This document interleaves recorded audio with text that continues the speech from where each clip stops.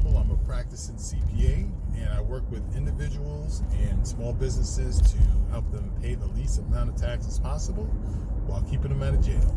So today, I wanted to talk about something that I've seen a lot on social media, TikToks, YouTube, what I like to call TikTok tax advisors.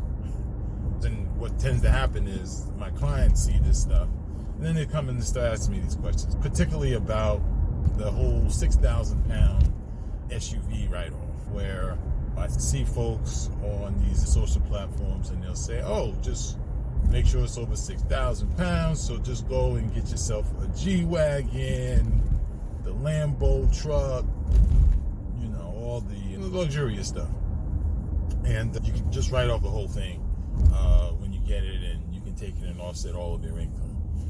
There is some truth to that, but there's a lot of different caveats with that, because folks see this online and they start asking me questions and saying, well, why can't we do this, or how we go about doing it? So what I wanted to go through today was just talk about some of the things that you have to consider when doing this or attempting to do this, and some of the details behind it, because a lot of times you hear the devil's in the details, right?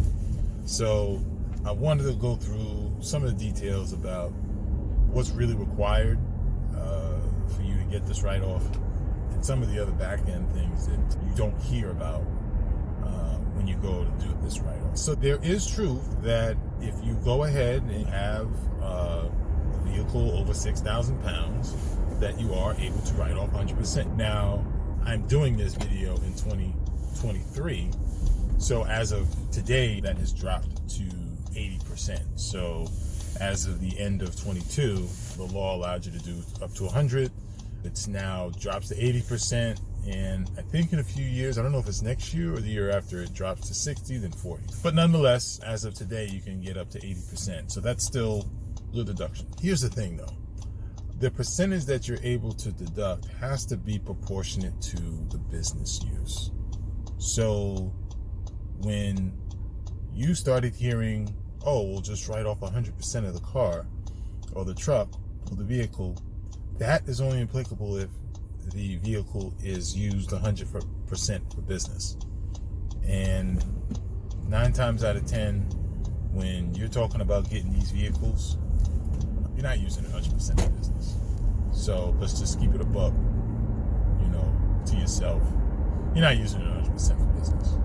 So I'm sure there's business usage, but for most folks, you're getting those kind of vehicles, it's not 100% for business. So the way that works is you take a percentage of business use. So if you use it for half of the time for business, half for personal, then that write-off is 50%.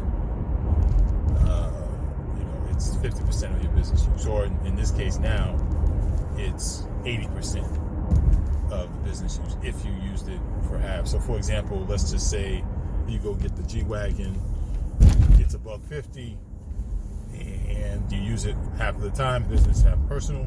So when you break down that cost, $75,000 would be allocated to the business use, and of that, 80% of the $75,000 would be your initial write-off. It has to be in line with the business usage. So not 100% business usage, you can't take 100%. So that's one.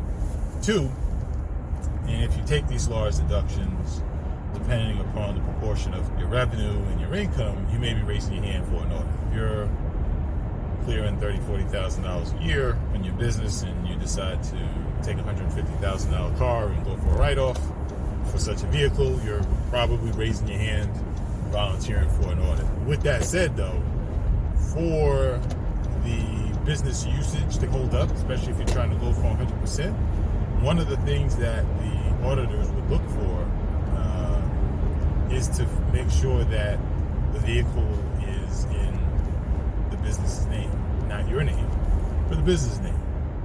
So that means you go to the dealership and they ask you who's deeding and titling the car to. You want to make sure it's in the business name. Again, if you're going for 100%, if it's less than that, then it won't be as much of an issue. But again, this is if you're going to claim 100% business use. Auditors do look for that. So which means you'd have to get the loan in the name of the business. So now you also have to understand that if you do that, if your business can support carrying the note on its own, the credit lines are going to be different than a regular consumer loan because now it's a business loan. Another thing you also have to consider is that if the vehicle is under the business, any insurance that you get, you now have to get commercial insurance. So you can't go and get your regular insurance if this car is under your business's name. You have to go get a commercial policy.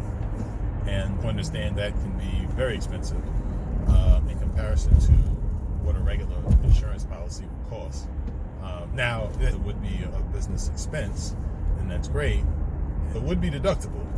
You would get some sort of benefit for it, but just know that you'll be paying more than likely a multiple of what the insurance would cost had you just had it under your name.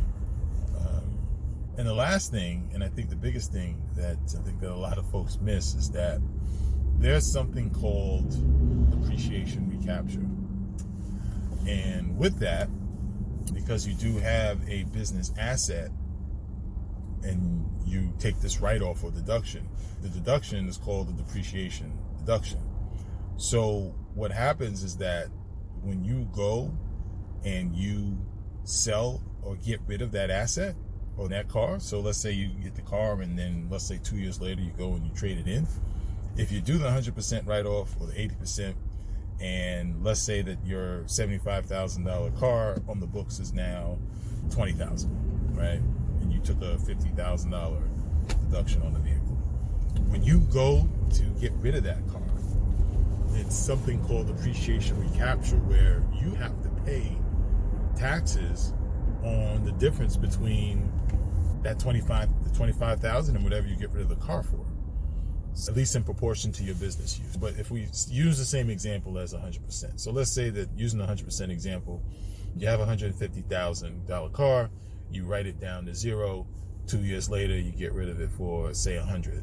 Because you took that write-off when you first got the vehicle, you have to recapture that deduction and essentially report whatever you got rid of the car for as income.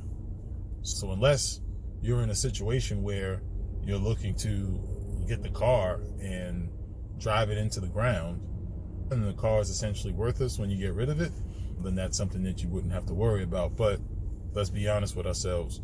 If you're buying that kind of vehicle, you're not getting a G-Wagon talking about you driving it for the next 15 years into the ground. You more than likely want to drive for a couple years, and then you're probably going to have an itch to hop into something else. So understand that when you take that big deduction at the beginning, you will have to report a gain on whatever you get rid of it for once you get out of the vehicle.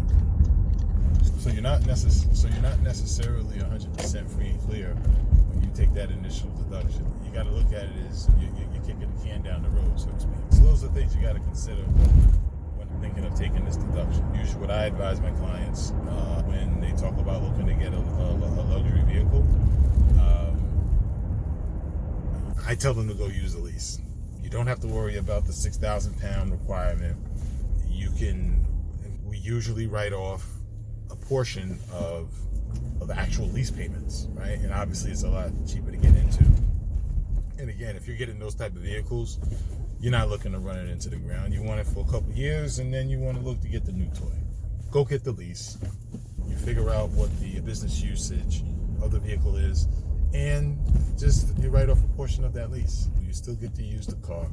You still want to roll around and do what you need to do, and still get a write-off for it. So that's all for now. So if you have any additional questions about this or any other tax or accounting related topics or questions, feel free to reach out.